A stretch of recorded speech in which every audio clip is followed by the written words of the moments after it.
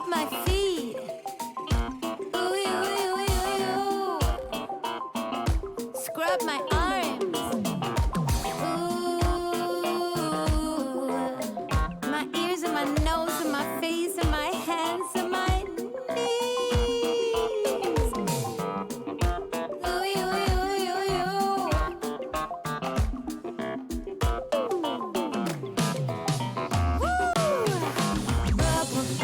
Bubble bath, call my name. Every morning up with the sun. Ouais, t'inquiète. Non, c'est tranquille. C'est vraiment comme la dernière fois.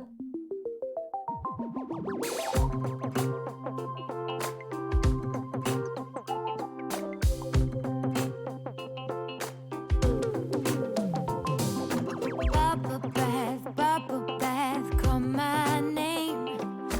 Every morning up with the sun. Bubble bath, you know I love to blow some big ones. And mama thinks it's fun. Ooh.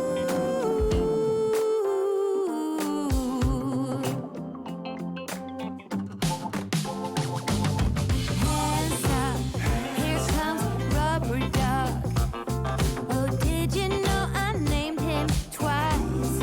1, 2, Milton, then Dylan or Hilton. Now up he goes, riding on my boat.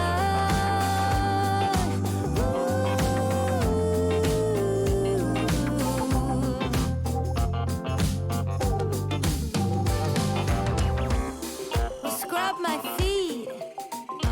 Ooh, ooh, ooh, ooh. Scrub my arms. Ooh, my ears and my nose and my face and my hands and my knees. Ooh, ooh, ooh, ooh, ooh.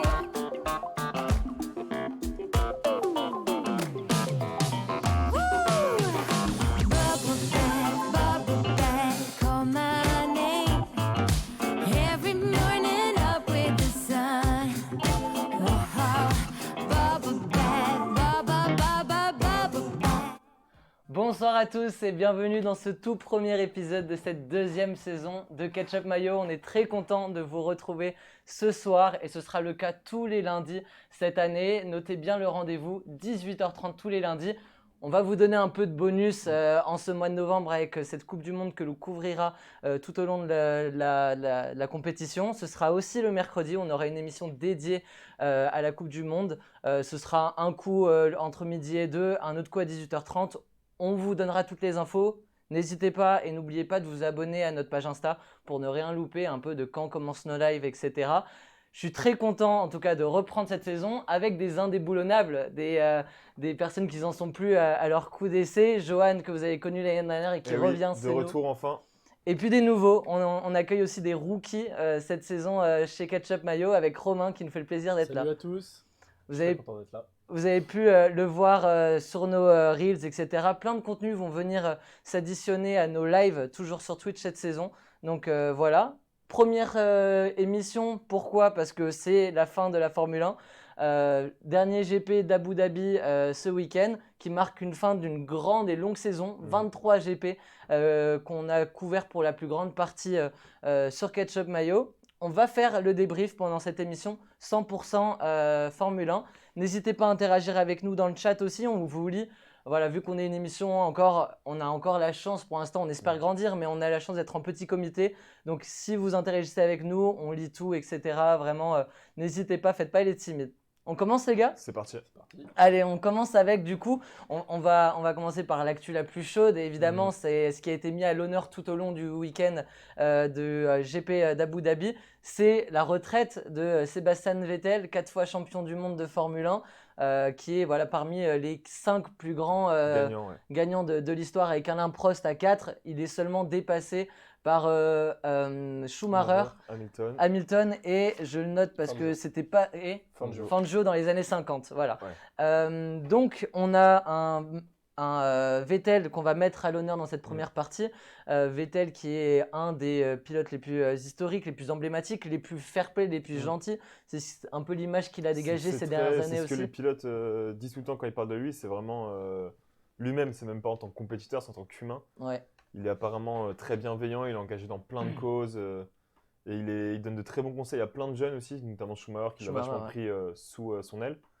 Donc c'est vraiment ce qui revient beaucoup quand les autres pilotes en parlent, en plus du compétiteur exceptionnel que c'est. Vraiment l'aspect humain de Sébastien Vettel. On va capitaliser dessus, vu que tu parles de l'aspect humain, on va prendre les stats dans un second temps. Ouais, c'est quelqu'un qui a eu une longévité assez impressionnante dans cette Formule 1, dans cette compétition, avec 299 courses. Il n'était pas loin de... Il s'est arrêté avant. Il s'est arrêté juste avant. C'est la 7e plus longue longévité de l'histoire de la Formule 1.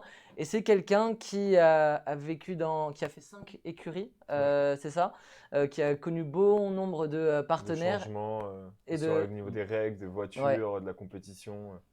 Il a vécu beaucoup de choses et du coup, ça lui donne une très grande expérience qui justement redonne à plein de jeunes pilotes. Même pas forcément son écurie, hein, c'est vraiment... il l'a fait partager à Schumacher, plein de choses comme ça. Ouais. Donc c'est souvent ce qui est dit pour lui. Faut savoir que dans cette ligue entre guillemets fermée de 20 à 22 coureurs, ça dépend des saisons. Là, ça fait quelques années qu'ils sont 20. C'est vraiment une petite comité, donc ils ont un groupe WhatsApp sur lequel ils communiquent. C'est une petite famille. Ils sont mis en compétition évidemment parce que c'est le jeu de la Formule 1. Dans les différents documentaires sur Canal+, Netflix, on voit vraiment qu'il y a une grosse compétition. Hein. C'est vraiment. C'est ultra compétiteur. C'est les 20 meilleurs pilotes au monde. Voilà. Mais par contre, tout ce qu'on voit pas, c'est et qu'on a vu un peu, ils nous ont fait un peu croquer cette semaine, le dîner qu'ils n'avaient pas fait depuis quelques années, où ils étaient tous réunis autour de la table pour dîner une dernière fois ensemble. C'était encore pour Sébastien Vettel. Ouais. Ils voulaient se faire un dernier repas tous ensemble avant la retraite de Vettel. Donc super initiative et apparemment c'était des infos qui sont sorties, c'était super cool, un super bon moment.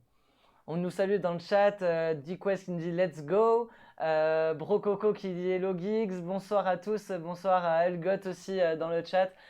N'hésitez pas à réagir si vous êtes passionné de F1, si vous êtes plutôt amateur et novice parce que vous suivez de la F1 depuis seulement quelques saisons, et ben on va prendre ces 15 premières minutes pour parler de Vettel avant Lewis Hamilton. Certains ont commencé la Formule 1 avec un règne Mercedes très important. Mais avant le règne Mercedes, il y a eu le règne Red Bull aussi, marqué par 4 titres de Sebastian Vettel entre 2010 et 2013. C'est ça. Et il y a eu d'ailleurs une super référence à ça, pas ce week-end, mais le week-end d'avant de Russell, qui fait sa première victoire et qui a tenu à échanger son casque avec justement Vettel, qui était son idole, et c'est avec lui qu'il a commencé la Formule 1, c'est en le regardant à la télé. Donc une espèce de passation de pouvoir un petit peu super symbolique. Et là, la symbolique, elle était belle jusqu'à le dernier plan, un peu après la course, la haie d'honneur qui a été faite à Vettel avec tous les pilotes. Ouais, c'était très beau. On a un Vettel là, que vous pouvez voir juste là, qui est mis en avant au milieu. Danke Seb, c'était le hashtag tout au long du week-end. Merci Seb en allemand. Il a commencé chez Sauber, il a fini chez Aston Martin. Il a eu des réussites diverses dans chacune des écuries, mais il a laissé vraiment quelque chose de positif partout. C'est ça. Très bonne entente avec Leclerc, même s'il y a eu quelques voitures un peu dans le tard sur 2-3 GP aux alentours de 2019-2020. Je crois que c'est au Grand Prix d'Espagne où les deux ils se mettent l'un dans l'autre au premier tour. Mais globalement, c'est quelqu'un qui aura laissé quelque chose de très positif. En termes de stats, et parlons de la legacy et de ce qu'il va laisser derrière lui, on a 122 podiums pour Vettel, 3e all-time derrière Hamilton et Schumacher. On a quoi d'autre comme stats que je peux vous sortir ? 4 championnats du monde. 4 championnats du monde. C'est ce qui n'est pas rien. On a 53 victoires, il me semble. Ouais, 3e aussi, 3e après Hamilton et Schumacher. Voilà, c'est quelqu'un si on doit citer 5 pilotes de Formule 1, il fait partie des 5 cités bien souvent. Alors il y a des Ayrton Senna évidemment, il y a des Niki Lauda, il y a ce genre de destin et de référence. Mais en termes de winner et de gagnant, Vettel est dans cette table-là des Schumacher, des Hamilton, Alain Prost et autres Fangio. Il y a eu 4 saisons, Vettel, où il a gagné. Il a fait des deuxièmes places aussi. C'est pas que 4 championnats. C'est une deuxième place en 2019. C'est une deuxième place en 2017 et 2018 derrière les Mercedes de Lewis Hamilton. Et une troisième place en 2015. Donc quelqu'un qui a eu une longévité au très haut niveau. Il n'y a que les dernières saisons chez Ferrari et Aston Martin qui marquent un peu la fin de carrière. Le passage à la retraite doucement, tranquillement. Exactement. Même si ce n'était pas ses ambitions chez Ferrari, parce que quand il arrive chez Ferrari en grande pompe, pour le coup, il dit qu'il aimerait battre le record chez Ferrari de Schumacher. Il va en être très loin, puisque sa dernière victoire en date, elle est en 2019 chez Ferrari. Mais voilà, ce ne sera pas du tout les réussites qu'il attendait chez l'écurie italienne. On va en reparler évidemment de l'écurie italienne. Messieurs, qu'est-ce qu'on peut dire encore sur Vettel? Il y a 2 saisons, parlons un peu de ses adversaires et de ses concurrents. Sébastien Vettel, c'est quelqu'un qui a été face à du Alonso au plus haut niveau, face à du Button, face à du Lewis Hamilton. Pour vous, qui est son plus grand rival en carrière?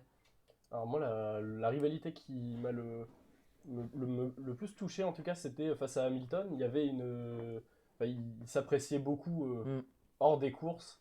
Et c'était une rivalité qui était vraiment saine, contrairement à celle avec Alonso, où c'était un peu plus agressif, où ça s'est vraiment joué dans les derniers tours du dernier Grand Prix. Donc c'était vraiment deux rivalités différentes, mais deux rivalités belles aussi quand même. Dans le chat, on nous dit Hamilton. J'arrive pas à lire le name. Tu peux me dire en régie, t'arrives à le lire ou pas le commentaire de Hamilton? J'arrive pas à le lire. C'est trop kiffé sa première fois dans le chat. Tu vois ou pas le chat dans le. Vers le report. Étienne. Très compliqué. En tout cas, bienvenue à toi, Étienne. N'hésitez pas à vous abonner. N'hésitez pas à vous abonner tout au long pour ceux qui font leur premier passage dans le chat. Hamilton, pour toi, est-ce que toi tu vois quelqu'un d'autre? Moi, du coup, j'irais plus sur Alonso parce que ça a été, on va dire que c'est à peu près les mêmes dinosaures, les deux.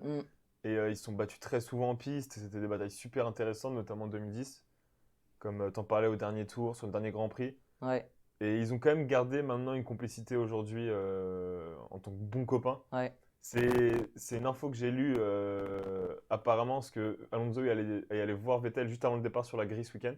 Quand les voitures étaient déjà à attendre, il allait le voir au dernier moment et apparemment il lui aurait dit vas-y, t'inquiète pas pour le premier virage, je te couvre derrière, profite. Donc c'est super beau qu'ils aient gardé une relation comme ça après d'innombrables batailles en piste. Et quelle bataille en 2012, donc une saison que remporte Vettel, mais c'est pas du tout celle où il a la main mise sur la saison, vu qu'il gagne 5 GP sur 20. Il finit avec seulement 3 points d'avance sur Alonso. Une saison où même Alonso va être le favori. Je crois que c'est le directeur de l'écurie de Red Bull qui a comparé le titre de Verstappen de cette année à celui de Vettel en 2010, en disant qu'il préférait la manière de Vettel et s'il devait choisir. C'est aussi pour rendre hommage à Vettel qui disait ça, mais il disait que le titre vraiment face à Alonso, c'est en 2010, je crois qu'il cite, c'est celui de 2010, où là c'est que 4 points, 4 points et 3 points, donc vraiment 2 énormes luttes très coude à coude. C'était pas du tout des monarchies, on va dire, non, ou vraiment, pas ces saisons-là. Ouais. Et il y en a 2 par contre où vraiment il a écrasé toute la concurrence, notamment la 2013 historique, jusqu'à ce que ce diable de Max Verstappen batte le record de Vettel. 13 victoires en 19 saisons. C'est aussi là où c'est la première où ça faisait très longtemps qu'on n'avait pas vu une monarchie absolument, enfin une domination totale sur la grille. Et qui sera battue après par les Mercedes en termes de domination. Mais ça fait 30 ans qu'on n'a pas eu ça et Red Bull l'a fait avec Vettel justement à cette époque-là. Ouais.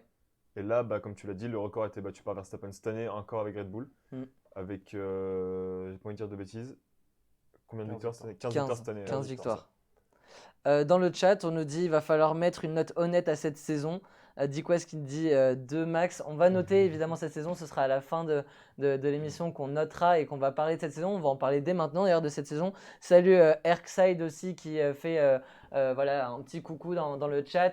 Abonnez-vous tout au long de l'émission. Suis Rapta vers le port, c'est ça, surnom incroyable. Très, très beau nom, Rapta vers le port. On continue et on passe donc Vettel qui aura marqué l'histoire et en tout cas très belle carrière pour Sébastien Vettel. peut-être, et on n'est pas à l'abri qu'il veuille faire un chiffre tout rond et qu'on le retrouve dans les prochaines années, peut-être pour une course de remplacement. Étant donné qu'il a 299 courses en Formule 1, ça m'étonnerait en fait limite de ne pas le voir faire une petite course un peu à l'Hülkenberg. D'après Hamilton lui a dit à bientôt et non au revoir. D'après Hamilton, il reviendra. Mais bon, je pense que c'est plus un souhait que vraiment ce qu'il pense. Mais c'est pas, je pense qu'on va le revoir dans le paddock assez souvent et ce serait pas étonnant qu'il soit troisième pilote quelque part ou juste comme ça dans quelques années. Un peu comme Alonso a fait, est revenu. C'est possible. On espère. On espère. Moi, j'aimerais bien le voir faire les 300, c'est sûr. On va passer à la deuxième partie. On va rentrer dans le vif du sujet. Maintenant, on va parler de cette saison de Formule 1. Une saison qui avait très bien commencé avec une hégémonie Mercedes finie quasiment. On sentait qu'il y allait avoir plutôt une course Ferrari, Mercedes, Red Bull assez équilibrée. Max Verstappen en grande pompe, aidé par un Sergio Pérez qui a fait une très bonne saison l'année précédente. Des Ferrari assez impressionnantes et surprenantes pendant les essais. Ça fait très longtemps qu'on n'avait pas vu ça, même pendant les premiers Grands Prix. Elles étaient très performantes, elles mettent beaucoup de points dans les premiers Grands Prix, elles gagnent au premier Grand Prix. Les Mercedes plus à la traîne. Et au final, ça n'a pas tenu toute la saison comme ça. Ça n'a pas tenu toute la saison comme ça. Jusqu'à quand ça a tenu, Romain, pour toi? C'est quoi un peu le moment où le Grand Prix où ça va changer et ça va tourner vraiment à la faveur de Verstappen et Red Bull qui va écraser ensuite toute la concurrence et tout le championnat? Alors pour moi, c'est jusqu'au Grand Prix de France où Leclerc fait une erreur, je pense, sous la pression, parce que là, c'est là où ça commençait à y avoir des problèmes chez Ferrari, des problèmes de pit stop, des problèmes de par-ci par-là, on oublie les pneus, un problème de stratégie, à Monaco notamment. Donc pour moi, c'est vraiment le Grand Prix de France où il a fait cette erreur. Et où là, Verstappen a vraiment pris une avance. Et puis bon, après les 5 Grands Prix d'après, il les a gagnés, Verstappen. Donc c'était pour moi à ce moment-là que c'était vraiment le tournant de la saison en faveur de Red Bull.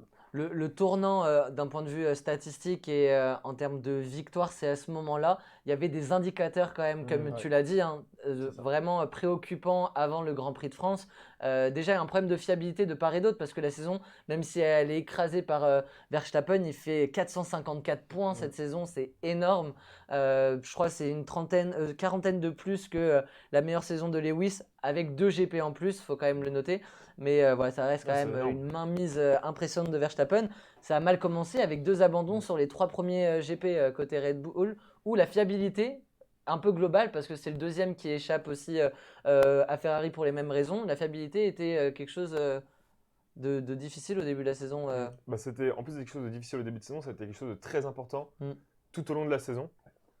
Et comme on a pu voir justement avec Ferrari, qui a eu des problèmes au début, Red Bull aussi.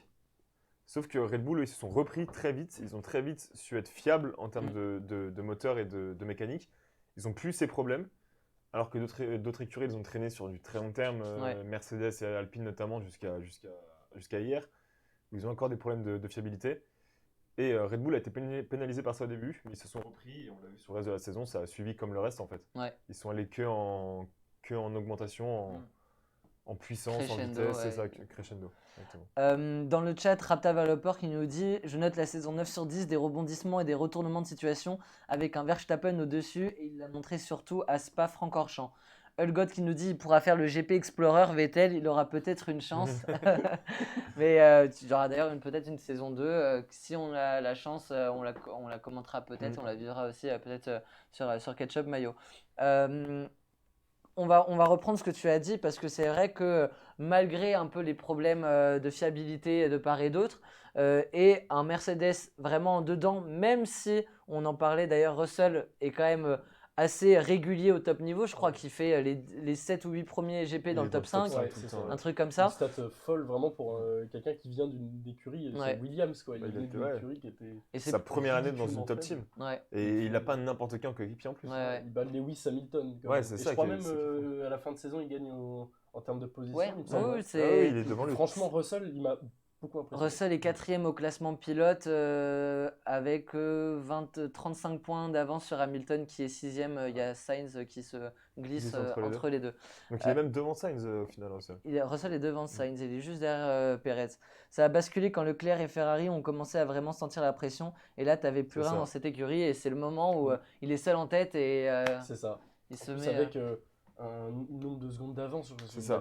Il avait tout devant lui. Ouais, c'était ça. Et il fait une erreur en pousser trop vite. Mais moi, ça aurait plus été Monaco, par exemple, où là, on a senti une cassure, avec déjà des Red Bull plus rapides tout le long du week-end.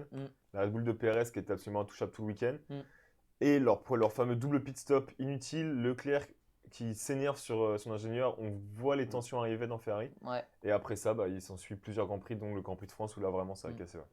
Vous êtes 13 à nous suivre en direct, ça fait vraiment plaisir que vous soyez là. J'en profite pour le redire vu que vous êtes un peu plus nombreux qu'au début de l'émission.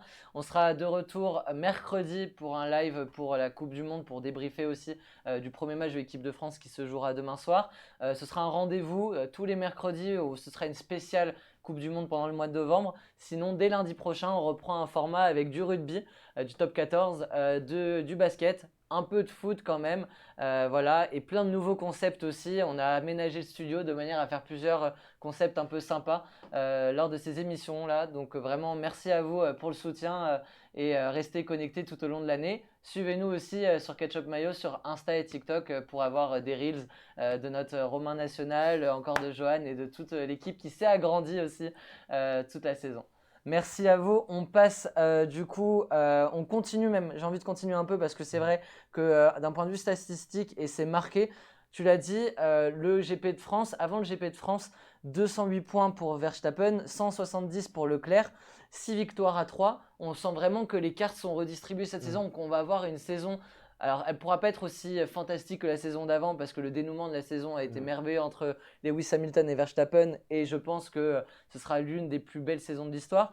Mais en tout cas, on avait ce rythme-là de ça y est, Mercedes c'est fini, cool, Leclerc et Ferrari vont pouvoir un peu lutter. Grand Prix de France et les 4 qui vont suivre le Grand Prix de France, 5 victoires de suite pour Verstappen qui fait carton plein. De son côté, Leclerc va récolter que 49 points sur les 5 GP, 8 points, 15, 16 points et 0 pointé. Et c'est là où vraiment il y a une fissure qui se crée, où Ferrari est embricadé dans ses propres problèmes aussi. Et en fait, la lutte, il n'y a plus aucune lutte, c'est Verstappen tout seul devant. Et d'ailleurs, j'ai vu que apparemment Binotto et Leclerc se parlaient plus depuis, il me semble, le Grand Prix de France. Je ne sais plus exactement c'est depuis quel Grand Prix, mais il me semble que c'est celui de France. Je n'ai pas envie de dire de bêtises, donc ça ne va pas à prendre pour argent comptant, mais ils se parlaient plus déjà depuis quelques Grands Prix avant la fin de saison. Ambiance. Donc ça montre bien les tensions de l'équipe en fait et les nombreuses erreurs de Ferrari qui ont amené à ça, parce que Charles fait pour moi une ou deux erreurs, dont celle justement de France, où là tout seul devant la pression il craque. Mais Ferrari en a fait beaucoup avant, qui ont fait perdre beaucoup de points avec les doubles pit stops, avec des stratégies décalées, des oublis de pneus, des choses comme ça. Donc qui se sentent sur des championnats comme ça. On voit que Red Bull a beaucoup plus l'habitude de jouer des championnats en tête. Et ils savent mieux gérer la pression, il n'y a pas d'erreur en stratégie. Non. Donc les seules erreurs qu'il y a eu, c'est du pit stop, c'est de la fiabilité, pardon. Et un Verstappen qui s'en fiche de la pression, il n'y en a pas pour lui, et qui déroule absolument tout le long de la saison de manière magnifique. Dans le chat, Idel qui nous dit « Je ne pense pas que cette saison mérite un 9 sur 10, mais plutôt un 6 sur 10, malgré un début assez serré avec Leclerc et Verstappen. On savait que Verstappen allait être champion une deuxième fois. » Oui, finalement, on l'a su assez vite. On l'a su assez vite et tu nous fais parfaitement la transition puisqu'on va faire un gros zoom sur Ferrari.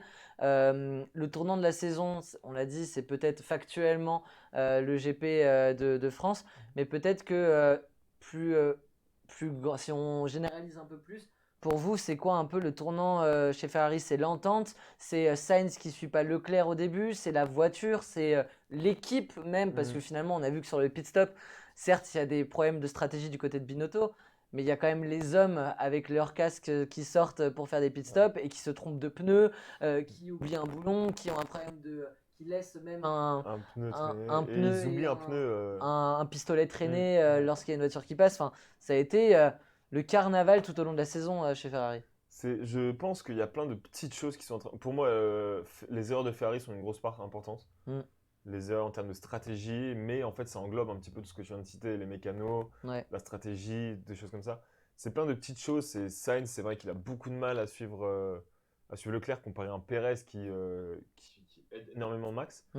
Donc là, il y a un défaut comparé à leur adversaire. Il y a la stratégie qui laisse vraiment à désirer, où on se pose des vraies questions. Il y a la gestion humaine de Binotto, quand il manage son équipe qui qui laisse à penser que c'est pas, enfin, qu'il le fait pas bien. C'est ce qu'on ressent, c'est ce qu'on voit. Et des ingénieurs perdus, précipités, qui suivent mal la pression, comme tout le reste de l'équipe en fait. Donc il y a plein de choses qui se mettent en place. Et pour moi, Leclerc serait presque le facteur le moins important dans ces erreurs en fait. À part les 2-3 erreurs qu'il a fait avec la pression, des choses comme ça. Ouais. Mais sinon, elles sont minimes, on va dire. Ton avis, toi? Le problème, c'est qu'il y a eu tellement d'erreurs chez Ferrari, comme tu as dit, de tout type, qu'on ne peut pas en ressortir plusieurs. Enfin, on peut en sortir plusieurs des graves en fait. C'est ça, c'est un global. Il y a eu Silverstone où il y a eu un choix incompréhensible de ne pas faire entrer Leclerc alors qu'on joue le championnat. À ce moment-là, il jouait encore un petit peu le championnat, même si c'était quand même. Il y avait une belle avance de Verstappen. D'essayer de faire entrer Sainz, pas Leclerc, on ne sait pas pourquoi. Alors qu'ils auraient pu prendre le risque. En plus, la Ferrari marchait très bien. Il y a eu Monaco, comme tu l'as évoqué tout à l'heure. Il y a eu tellement de petites erreurs tout au long de la saison qu'en fait, oui, on se dit il y a un problème de management dans l'équipe. Pour moi, c'est un peu ce qui ressort. C'est vraiment le côté de la gestion en fait, de l'équipe, plus que vraiment de la faute d'une chose ou une autre. C'est vraiment ça qui ressort.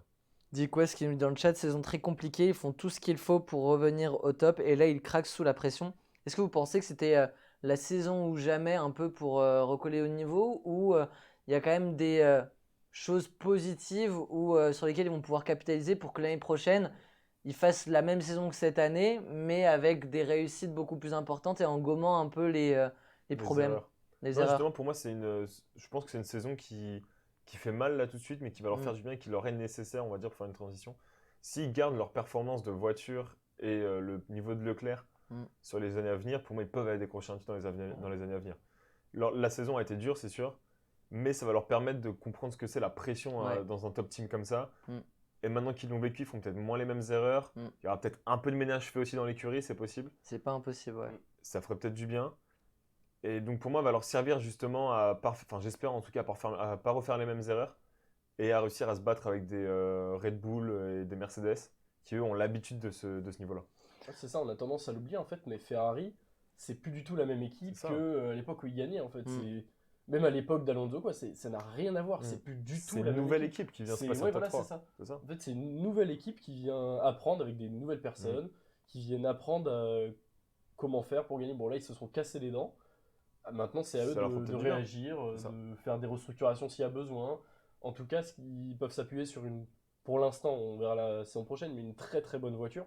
Parce que elle s'est fait un peu distancer en fin de saison, mais en début de saison, elle était intouchable. Elle était monstrueuse. Elle était incroyable, la Ferrari. Sur devant, au milieu de saison, c'était l'une des meilleures voitures. Et un duo de pilotes Sainz qui était un peu moins bon en début de saison, mais en fin de saison, qui allait gratter des pôles, qui allait. Il a quand même très bien roulé. Sainz, c'est un très bon deuxième pilote. Par contre, il faut mettre une hiérarchie. Il n'y a pas eu de hiérarchie. C'est justement ce que j'allais dire. La différence entre Red Bull et Ferrari aussi, c'est là quand je dis que Red Bull est habitué à ce niveau-là, c'est qu'ils n'ont aucun problème à établir une hiérarchie qui s'est faite naturellement en plus. De Verstappen est premier, on le laissera toujours passer devant Perez. C'est un principe chez Red Bull qui ne changera pas. Là où Ferrari est, on va dire, plus gentil, moins vraiment. Ils sont moins forts, on va dire, sur leurs décisions. Et du coup, ils sont plus battez-vous, on ne sait pas trop, peut-être on va mettre Sainz devant, peut-être Leclerc, alors que sur des championnats comme ça, tu ne peux pas te permettre d'être gentil avec tes pilotes. Là, on voit que eux, Red Bull, ne sont pas du tout gentils avec leurs pilotes, mais ça marche. Ils ont deuxième champion du monde d'affilée. Donc c'est un peu ce qui manque aussi à Ferrari, que j'espère qu'ils vont réussir à avoir l'année prochaine. Parce que Sainz, pour l'instant, n'a pas la prétention d'aller se battre au niveau de Leclerc, Perez, des choses comme ça. Donc maintenant, il va falloir qu'il fasse son rôle de deuxième pilote. On va passer au sujet suivant et on va rester un peu sur Ferrari, mais parce que Ferrari finalement a connu un très bon début de saison, puis ensuite au fur et à mesure ils sont rentrés dans le rang. De l'autre côté, et juste derrière eux, il y a Mercedes qui a fait une saison assez intéressante, très mal commencée, très difficile le début de saison, notamment pour Hamilton. C'est un contre-coup aussi de la défaite qui l'a beaucoup affecté l'année dernière, où il se voyait peut-être dépasser Schumacher au nombre de victoires et non, au nombre de championnats du monde. Peut-être que le wagon est passé pour Hamilton et sûrement que le wagon est passé. Mais Mercedes a eu le mérite de finir la saison et de bien finir la saison avec des podiums, avec même une victoire pour George Russell. Finalement, pour vous, laquelle de ces deux équipes a fait la meilleure saison? Entre Ferrari et Mercedes? Ouais. pour moi, Mercedes, mais sans aucun doute. C'est-à-dire que Ferrari, ils ont commencé très haut, ils ont descendu tout au long de la saison. Et bon, en fin de saison, ça allait, mais il n'y avait plus de pression, il n'y avait plus grand-chose. Donc au final, voilà. C'était beaucoup plus libre et plus léger. Ouais, c'est ça, contrairement à l'inverse de Mercedes, où ils ont commencé, bon, à part le premier Grand Prix, où ils ont eu quand même un double podium, c'était parfait pour eux. Ouais. Il y a eu Jeddah, où Hamilton se fait éliminer en Q1. Ça lui est pas arrivé depuis mais une éternité. Et ils ont, en fait, tout au long de la saison, ils ont grandi et ils se sont améliorés. Leur voiture s'est rapprochée avec une philosophie aérodynamique totalement différente des deux autres équipes de devant. Et ils ont été impressionnants en régularité. Tu l'as dit tout à l'heure avec Russell qui a enchaîné les top 5 au début de saison. Et pour moi, justement, c'est une très belle récompense que ce doublé en plus de Mercedes à Interlagos. Ça a été le point d'orgue en fait de leur saison. C'était juste parfait. C'était comme ça qu'il fallait conclure la saison. Dans le chat, qu'est-ce que vous en pensez? Dites-nous si vous trouvez, parce que Ferrari et Leclerc ont fini devant les Mercedes. Donc la question se pose. Pour toi, c'est clairement Mercedes. Pour toi aussi, finalement, quand on regarde les 23 Grands Prix derrière nous, c'est pas juste un peu conclusion hâtive parce qu'on a plus en souvenir les récentes belles performances de Mercedes, mais c'est quand même à la fin de la saison plus encourageant pour Mercedes que pour Ferrari, selon toi? Plus encourageant, c'est délicat parce que comme on l'a dit avant, Ferrari, le gros problème, il était plus humain que mécanique ou des choses comme ça, ce qui est plus facilement gérable en soi. Donc je pense qu'il est encourageant pour les deux écuries. Et je trouve que Mercedes est très encourageant. Ils ont fait une très belle saison. Et ils ont su bien ronger leurs freins parce qu'en fait, ils l'ont dit très tôt dans la saison que là, cette année, ils savaient très bien que ça allait être mort. Hamilton a eu beaucoup de mal, mais il a aussi beaucoup de mal parce que sa voiture était en fait une voiture test au final. Donc il prépare depuis déjà très longtemps 2023. Donc ils risquent normalement, d'après les rumeurs, d'arriver très très fort en 2023. Donc ils ont su bien prendre leur mal en patience, tout en mettant des points quand même avec Russell, avec Hamilton. Donc ils ont fait une belle saison. Mais pour moi, Ferrari a quand même montré de très belles choses.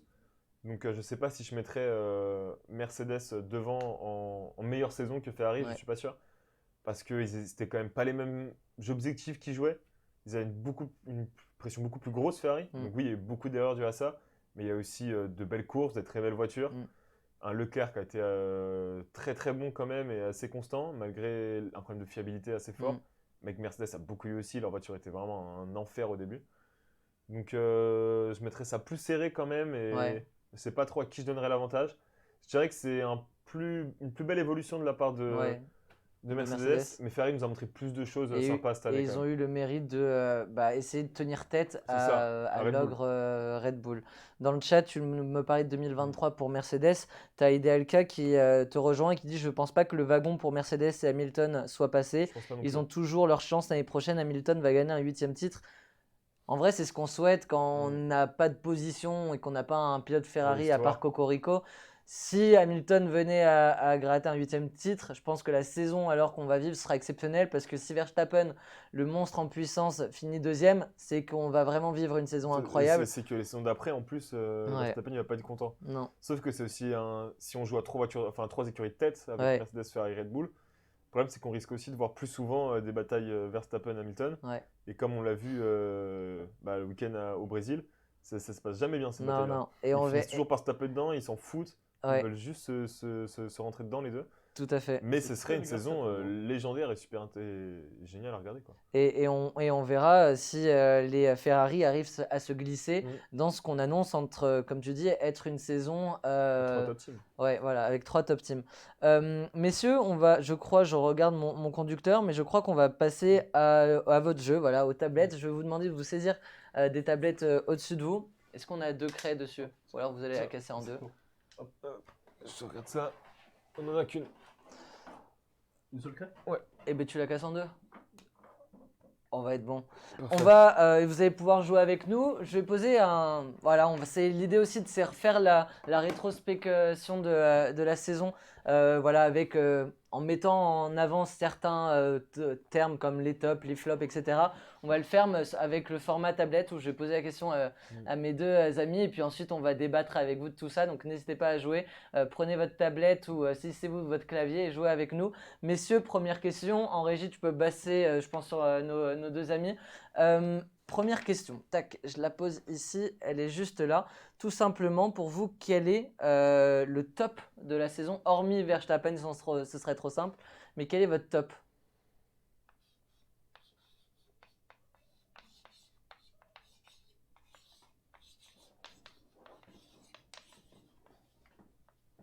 C'est bon? On est C'est bon. bon. Allez.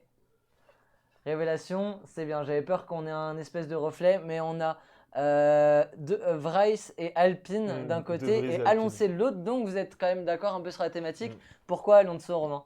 Alors Alonso, alors j'ai pas du tout aimé son comportement, mais Alonso, faut reconnaître un truc, c'est qu'il a été il a été tellement performant cette saison. Je sais pas combien de points il perd à cause de la fiabilité, mais il a été bataillé avec tout le monde en fait. Ouais. Il a été bataillé en haut, il a fait des remontées, il a tout fait. Il a Alonso, fait il a de été très belles super courses, de très impressionnant. belles manœuvres en plus. Ouais. Il a été se batailler avec Vettel à Suzuka, il finit, alors je sais pas sa place au championnat, je crois derrière Ocon quand Ouais. même à cause de la fiabilité. Ouais, il a perdu Mais en vraiment termes de beaucoup. régularité vraiment sportive, Mm. il a été super impressionnant. Très impressionnant. derrière Ocon. Oui, derrière Ocon, ouais. Juste derrière, je crois. C'est ça. Et moi, De Vries, jeune poulain qui sort un peu de nulle part, qui vient remplacer un Albon malade Ouais. et qui fait absolument tout ce qu'on demande de lui sur ce week-end-là. Il sort en Q2, déjà il passe en Q2 avec une Williams. Il sort en Q2 à cause d'un problème de réglage de frein en plus. C'est la balance des freins qui était mal réglée.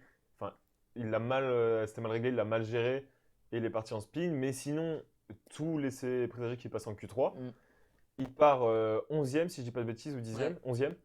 Et il finit dans les points. Il tient Gasly derrière lui, il se laisse pas dépasser. Mm. Il s'est rien passé de fou non plus dans la course, mais il a Mm. fait son boulot de A à Z, quoi. Il score 2 points en une course avec Winnie Williams Ouais. pour un jeune pilote, c'est incroyable. Ouais. Donc j'ai hâte de voir ce qu'il va nous proposer l'année prochaine chez AlphaTauri. Ouais. Il n'est Donc, pas si jeune que ça, il a quand même 27 oui. ans. Mais jeune il a pilote toujours en cette F1. image en fait de Ouais. jeune. Puis c'est un de jeune jeune, pilote en quoi. F1, Oui, c'est je veux dire. un rookie par contre. C'est Ouais, ça. rookie. Ça, c'est sûr. Dans le Donc, chat, très on nous impressionnant. parle de Perez, on nous parle même de George Russell, hein, qui Russell, pourrait être un beaucoup, top. ouais. Seul, oui, j'ai hésité entre les deux. Mais peut-être que vous allez pouvoir rebondir sur Russell, ça va être l'occasion de parler un peu de lui, sans vous vendre aussi mon avis, mais je vais rester objectif aussi. La surprise de la saison, qui est pour vous la surprise de la saison? Est-ce que c'est George Russell? Est-ce que c'est une autre personne? Est-ce que c'est une écurie? Pour vous, dans le chat aussi, quelle est la surprise?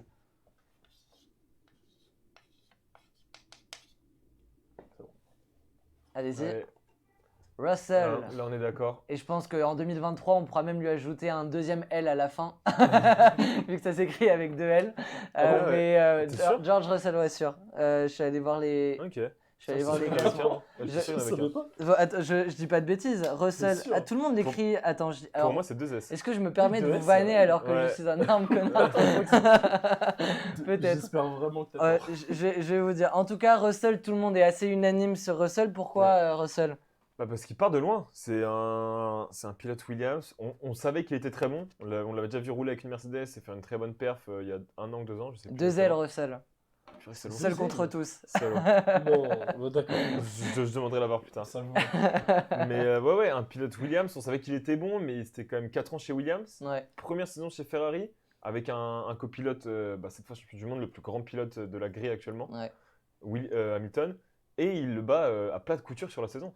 Mm. Il fait, comme on l'a dit, les 7 ou 8 premiers Grands Prix, top 5 tout le temps, Ouais. face à des Verstappen, Perez, Leclerc, Sainz, qui sont habitués à se battre devant avec des voitures performantes. Lui, non. Mm.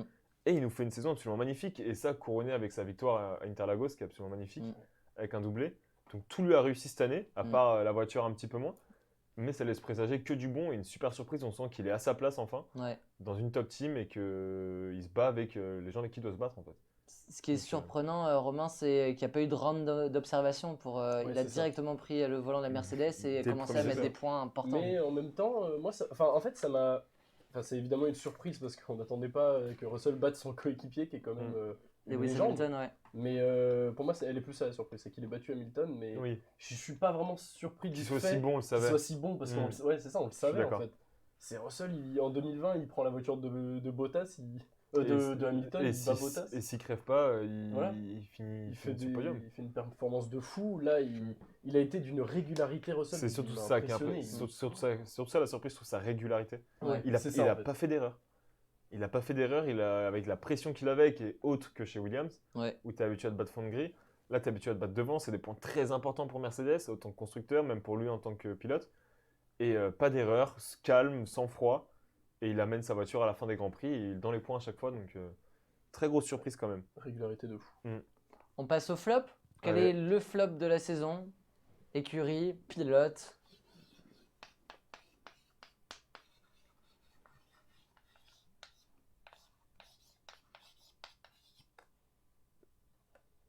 Plus dur celui-là. Allez-y. Ouais.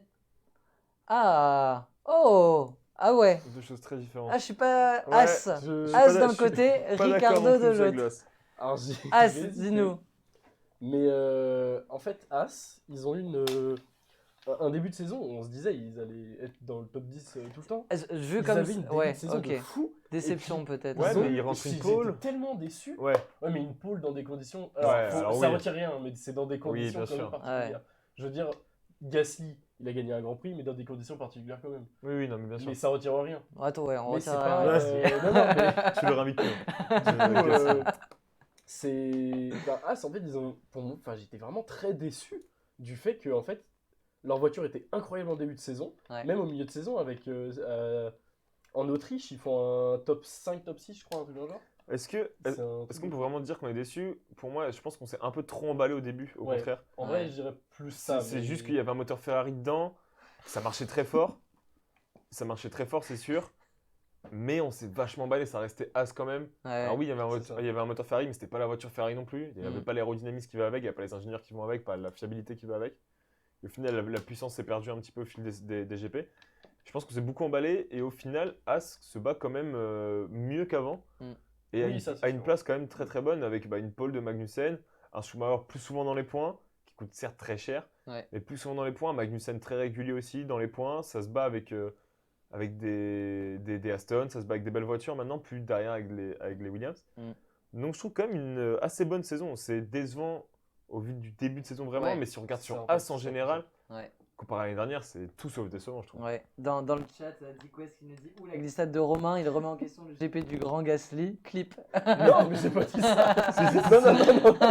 Non. Il a dit mot pour mot, Gasly ne mérite pas sa victoire, il est mauvais. J'ai absolument pas dit ça. Qu'est-ce que tu J'ai nous as mis, absolument toi, pas dit. Johan? Moi c'était Ricardo. Ricardo, déception, flop. C'est un flop, hein, c'est Ouais. un fait. Une saison très décevante. C'est un grand pilote. Mm. Il a fait des grandes écuries, des grandes saisons. Mais bon, est-ce que en fait, là où j'ai un peu hésité, c'est que c'est pas vraiment une des saisons sur cette année. En fait, c'est une des saisons Ouais. sur 2-3 ans où vraiment c'est une descente dans l'abîme très lente et très très dur pour lui. Il l'a dit plusieurs fois dans la saison, ça a été très compliqué pour lui. Il arrive rien à faire avec cette voiture-là. Il se fait pulvériser par Norris à chaque Grand Prix. Mm. Il n'y a qu'un Grand Prix où je les trouve impressionnants, c'est quand il prend une pénalité, qu'il s'énerve un peu, qu'il se dit bon, on va se bouger un peu et qu'au final il remonte tout le monde. Ouais. Mais il a fallu faire ça à toutes les courses et pas sur une seule. Quoi. Ah, mais Donc, Ricardo, pour moi, c'est pas. Enfin, en fait, je m'en doutais un peu en fait en début de saison. C'est ça. Quand on a vu la saison dernière, Mm. bon, ben, je me suis pas dit qu'il allait faire une grande saison. C'est un Par peu pour ça que je contre, dis, c'est que c'est pas sur les. En fait, c'est pas sur cette saison-là qu'il Ouais, est c'est c'est- ça en fait. C'est qu'on est pas, déçu. pour moi, c'est pas. Je suis Ouais. pas surpris en fait. Toi, t'as noté un flop c'est et ça. lui une déception. En Ouais. fait, on Ouais, n'était pas c'est sur la ça. même question. C'est ça. Lui, C'était ça. déception, c'était As. Toi, ton flop, c'était Ricardo. Moi, entre les deux, déception et flop, je me permets parce que je pense qu'on peut aussi laisser de la place à ce débat. C'est AlphaTauri qui termine 9e au Ouais, constructeur, c'est vrai que AlphaTauri, derrière ouais, As ouais. et Alfa Romeo, juste devant Williams. Gasly 14e, Tsunoda 16e. Une saison ratée du côté de AlphaTauri. On peut même pas parler de voiture parce que du côté de Red Bull, ça a très bien fonctionné. Ouais. Un peu moins certain du côté d'AlphaTauri quand même. AlphaTauri, les voitures traînaient quand même Les vachement. voitures Elles se traînaient. viraient beaucoup, elles traînaient, elles n'étaient pas du tout. Enfin, ça n'avait rien à voir avec les Ouais. Red Bull. Mais pour vous, C'était c'est vraiment aussi la traîne. on peut noter ça comme un flop En aussi. fait, un gros flop et une grosse déception comparé à l'année dernière. Ouais. Où, Ouais, voilà, c'est où ça. Gasly nous sort une superbe saison. Mm. AlphaTauri fait des gros points. Une voiture qui roulait quand même assez bien, qui permet de se battre milieu haut de tableau. Ouais. Alors que là, on espérait même plus voir Gasly dans les points. Quoi. Ouais. Il se battait pour de la 16e, 14e Ouais, place. c'était. Début de saison, j'ai eu un espoir quand Ouais, même c'est qu'ils ça, s'améliorent et c'est au ça. final, bon, ils sont même pas restés à leur place. Non, ils Non. ont Ils vraiment sont descendus, ils ont c'est- chuté ouais. tout le Pour long de le la coup, saison. ça, ouais, c'est un peu- 9e. Ouais. vraiment- 9e pour AlphaTauri, Très bon ouais, flop, on ouais. s'y attendait pas du tout en C'est ça, début de quoi. saison. As, Alfa Romeo qui passe devant, Aston Martin aussi, alors que c'est pas Mm. fameux non plus, c'est pas incroyable. Et pourtant, AlphaTauri est quand même derrière en 9e. Quoi. Mm. Donc, gros flop. On va passer à l'avant-dernière question. Quel est pour vous le meilleur GP de cette saison? Il y en a eu 23, il y a eu des nouveaux tracés, il y en a qui sont revenus. On a eu des belles choses dans une longue saison. Quel est pour vous le meilleur GP, celui que vous pouviez regarder en replay pendant cette trêve? On est d'accord. Ok, vous êtes d'accord sur le Brésil, donc l'avant-dernier, c'est bien, il est récent, il est peut-être encore dispo sur MyCanal. C'est peut-être pour ça qu'on le sort, moi je me dis que c'est peut-être pour ça, parce que c'est vrai que ce début de saison… Pas marquant. Pas marquant, ou alors je m'en souviens peut-être pas assez. Mais le Brésil m'a… En fait, je pense que le Brésil arrive au bon moment. Dans le sens où on se tape une série de Grands Prix vraiment ennuyante, qui traîne un peu la patte. Une saison qui commence à s'abîmer un peu. On sait que Verstappen est champion, il y a moins d'intérêt, il y a moins d'enjeux. On s'ennuie vachement devant les Grands Prix. Et là, Brésil qui sort. Chaque fois super tracé, moi je trouve des super batailles. Ah ouais, il est génial le tracé. C'est génial, on a des super batailles en piste. Le petit accrochage Verstappen-Hamilton qui, bon, fait un peu plaisir, remet un peu de piment dans la course. Parce que derrière, les deux remontent super fort. Leclerc, pareil, qui remonte super fort. L'Alpine aussi. Ouais, les Alpines aussi. Magnussen qui nous fait une pole quand même dans ce week-end-là. Donc ça, dès le samedi, t'es bien réveillé pour ton week-end. Donc ça, c'est super. Et qui sort en plus premier tour, c'est très dommage pour As, mais ça me plonge encore plus dans le Grand Prix. Tu sais qu'il va être intéressant. Et le doublé Mercedes, absolument incroyable, avec Russell qui fait une course mais dominatrice sur celle-là, il n'y avait rien à dire, c'était parfait. Donc un Brésil qui pour moi arrive au bon moment, vraiment cool à regarder, qui a permis de vraiment relancer pour la fin de saison, quoi. Dans le chat, et je vais te redonner la parole évidemment sur le Brésil, on nous parle du GP de Grande-Bretagne Silverstone. Pour vous le remémorer, c'est victoire de Carlos Sainz devant Sergio Pérez. On a Verstappen qui finit loin derrière. Je ne m'a pas marqué forcément, je l'ai plus trop. Il m'a marqué, c'était surtout sur la fin qu'il était fou. Dis-moi pourquoi il t'a marqué dans le chat aussi. Il y a eu l'abandon de Esteban Ocon sur problème mécanique. Et en fait, il s'arrête juste avant Copse, le grand virage où il s'était accroché Verstappen et Hamilton. Et du coup, donc, je crois que c'est voiture de sécurité.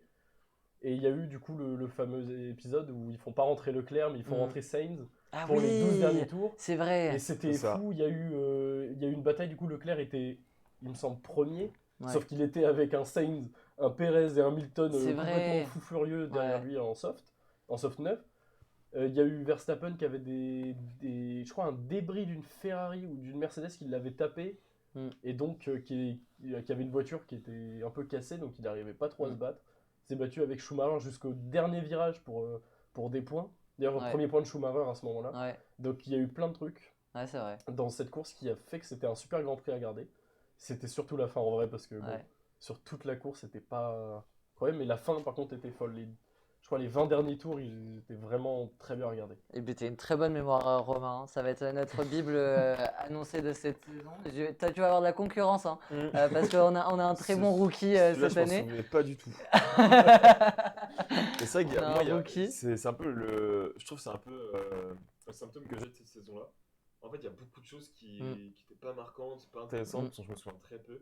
J'ai très peu de gros souvenirs où l'année dernière, tu as vraiment plein de choses qui sont passées.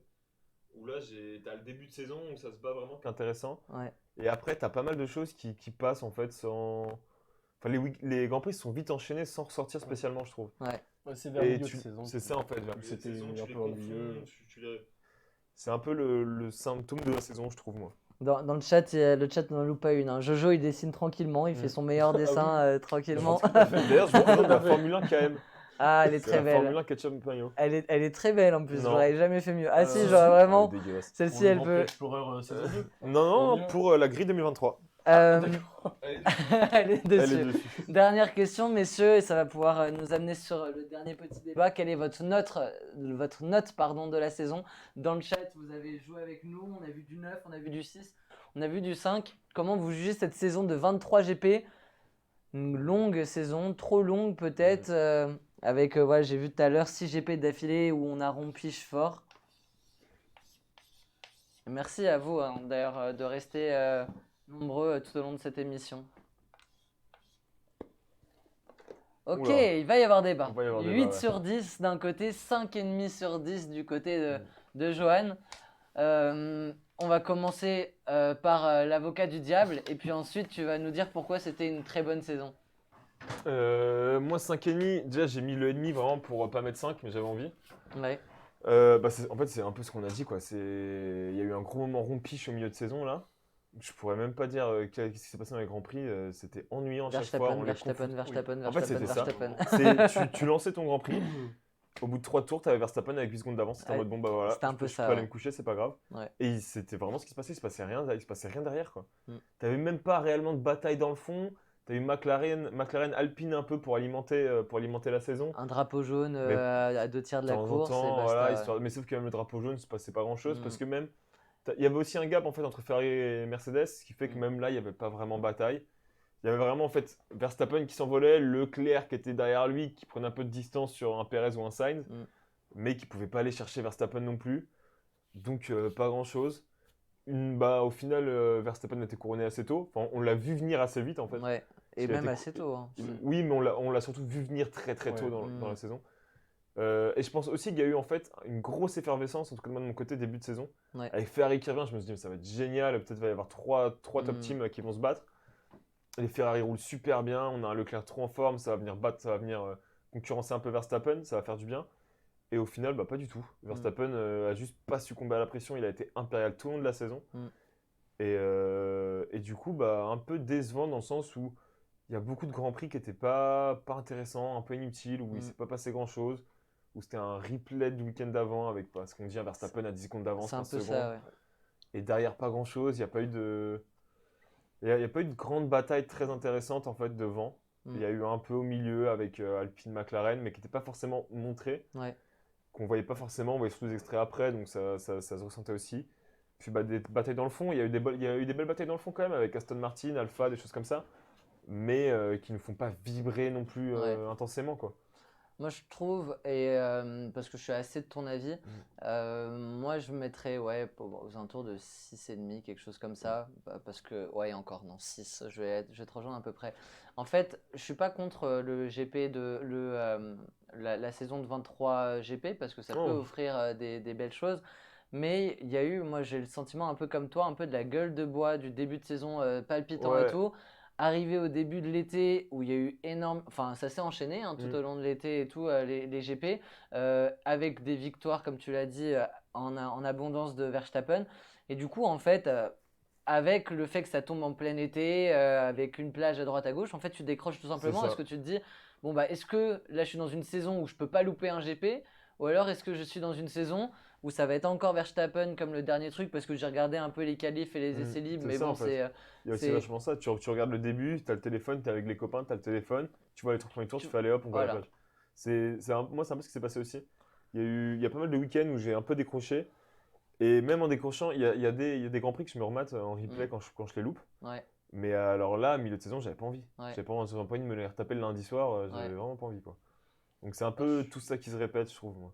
Toi, je suis plutôt d'accord avec le syndrome de début de saison, il était fou quand même. Hein. Mais oui, c'est vrai, il y a eu cette grosse période où c'était Verstappen tout le temps. Bon. Mais outre ça, moi c'est surtout sur la réglementation que je voudrais revenir. Parce qu'en 2021, à part des bonjour la FIA fait n'importe quoi comme à chaque fois, et encore cette saison, à part des crashs, à part Verstappen qui envoie Hamilton balader à l'autre bout de la planète, oui, il y a eu une bataille, mais il n'y avait pas eu de bataille genre sur piste. C'était plutôt. Il y avait quand même eu des belles l'année dernière. Ouais, mais pas sur autant. Piste. Non, alors oui, justement. Il y a quand même eu des belles l'année dernière. Mais alors cette année, je suis d'accord avec toi. Je trouve que la réglementation, c'est un peu ce qui pourrait relever ma note. Si on m'avait noté vraiment, si on m'avait demandé vraiment de noter la réglementation, on va dire sur la saison, son impact, ma note aurait été beaucoup plus élevée. Parce que je te rejoins vachement là-dessus. Je trouve que la réglementation a beaucoup aidé en fait. Ouais, c'est ça. Mais, et puis, vachement joué. Tu le disais tout à l'heure, il y a eu beaucoup de batailles dans le midfield qu'on n'a pas montré. Et ça, c'est dommage parce que, tu l'as dit, le Verstappen, Grand Prix de France, il était couronné limite. Hein. On savait qu'il allait écraser la concurrence. Il y a eu des très belles batailles qu'on n'a pas vues, des Gasly qui remontent, des Norris qui remontent, des Ocon. Même les Alpine avec Interlagos, on les a pas vus, alors qu'ils ont fait une remontée magnifique. 16 et 17e, je crois, à 5 et 8e. Et on les a pas vus. Et ça, c'est en partie dû, ce que tu disais, à la réglementation, justement.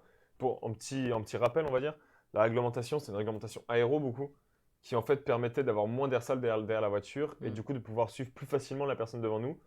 Et ça devait encourager les batailles sur piste et les dépassements. C'était un peu décrié entre les deux saisons et début de saison, on n'était pas trop sûr de ça.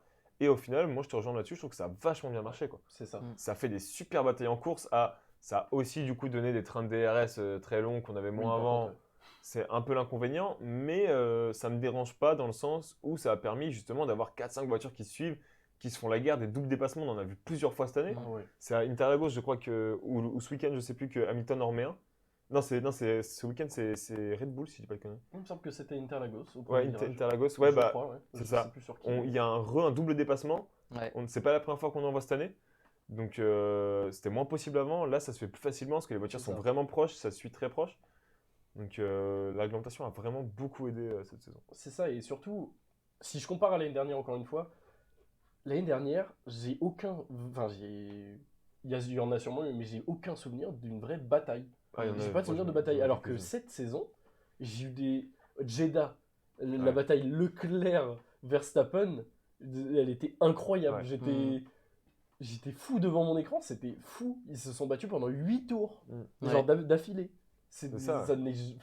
C'est pas arrivé depuis combien de temps, ça, d'avoir des batailles aussi belles. Et des batailles, justement, C'est fou. qui se jouent vraiment différemment. Parce que là, cette année, moi, dans mes souvenirs, c'est l'une des premières fois où on voit ça. On voit au début d'année, et là, on a revu ce week-end, des pilotes qui se laissent faire doubler pour rechoper des RS à speed derrière et redoubler. C'est des batailles plus intelligentes qui se jouent vraiment à différentes échelles. C'est plus juste j'ai une plus grosse voiture, je vais aller plus vite. Là, c'est vraiment plus stratégique, même pour les pilotes en piste. Ils doivent réfléchir de si je me fais dépasser là, c'est pas grave, j'ai la speed derrière et je vais remonter. Ah, mais si je le dépasse là, ça va mal se passer. Ouais. C'est ce qui s'est passé ce week-end sur Perez qui remonte sur Hamilton. Hamilton se laisse dépasser, il me semble, hein, je crois que c'est les bons. Hamilton se laisse dépasser avant la ligne de DRS et du coup double complètement Perez. Et du coup, Perez, le tour d'après, il le sait, il attend et il le redépasse après dans le passage rapide. Mais du coup, ça fait des batailles différentes, plus réfléchies, plus intéressantes que juste ouverture DRS en pleine ligne droite, hop, au revoir, merci. Donc je trouve que c'est vraiment pareil réussi ça pour la réglementation. Ah ouais, mais c'est pour ça que moi, bon, à part les grands prix, c'était Verstappen qui gagnait et point final. Genre, il y a eu des grands prix juste fous. Oui, juste des grands prix qui. Quand t'es fan de Formule 1, tu regardes et t'as envie de pleurer. En fait. C'est beau, tellement c'est Il y a eu des magnifique. beaux grands prix, mais je trouve qu'ils se sont trop fait noyer dans. Ouais, ça, je suis d'accord. C'est Bah, pour ça, vrai, en fait, le pour ça que souvenir j'ai- est amer, je trouve, de la saison. Ouais. C'est pour ça que j'ai mis 8 et pas 10 sur 10. Parce que franchement. Oui, parce que ça aurait été abusé aussi. Non, mais ça aurait été un petit peu trop. Mais, non, mais clairement, la réglementation a marché de Ouais. fou. Bien sûr, ouais. Même les équipes, on a vu As remonter. Ouais, c'est ça. Bon, on s'y attendait, mais pas trop non plus. Ouais, bah, Ils ont pas développé leur voiture. Oui, ils avaient une bonne 2021. voiture au début, mais Et est-ce on- que sur la réglementation ça aurait été possible? On ne sait pas. Voilà, je oui, pense non, pas. sur la réglementation, je pense pas. Ça a permis, en fait, C'est ça a pour ça, permis de ouais. beaucoup faire bouger les vieux C'est ça. blocs qui étaient là, les vieux meubles qui traînaient dans le fond de la grille. C'est ça. Ça permet de beaucoup les faire bouger en fait. Donc la réglementation a très bien servi. Et j'ai hâte de la voir C'est l'année ça. prochaine avec un devant plus compétitif, j'espère. C'est ça. La saison, elle reprendra au mois de Mars. mars. Donc là, il va y avoir une trêve. On va rester tout au long de cette trêve sur Catch Up Mayo. Peut-être pas aussi régulièrement et Non. peut-être pas une fois par semaine. Mais en tout cas, on va avoir quand même quelques sujets à traiter. On parlera évidemment de la grille de 2023. On parlera, comme l'année dernière, ce sera peut-être l'occasion de refaire une tier list sur les livrets quand elles sortiront. On parlera un petit peu, je pense aussi, des évolutions qu'il y a au Exactement. niveau des réglementations, s'il y en a encore C'est cette année. De toute la trêve et tout le jeu de chaise musicale qu'il y a eu, normalement, elle est assez figée. Là, ça a l'air Là, d'être c'est fini. terminé. C'est Oui, c'est fini. fini. Le C'est mercato bon, est terminé. Peut-être qu'on en parlera un peu la semaine prochaine ou peut-être après la Coupe du Monde parce que là, on va être très chargé niveau sport. On parlera aussi et on fera peut-être comment on dit, pas une première écoute, mais un premier visionnage sur le Drive to Survive. On le commentera, en tout cas on le débriefera. Voilà ce que je cherchais. Ouais. On débriefera le Drive to Survive, pas épisode par épisode, mais plutôt quand on aura vu en global comment cette saison a été romancée par Netflix. Et est-ce qu'ils en ont fait quelque chose d'assez croustillant, notamment avec le Alonso. Il faudra trop s'amuser, je pense. Je pense qu'ils ont eu de quoi s'amuser entre les échecs chez Ferrari, les vrais faux départs vraies fausses prolongations de Alonso chez Alpine. Plein de choses qui seront mises en avant. On parlera de tout ça. Rendez-vous mercredi. Et merci à tous pour cette émission. Rendez-vous mercredi pour le live sur le foot et la Coupe du Monde, 18h30. Merci à tous. Très bonne soirée. Ciao. Merci. Salut.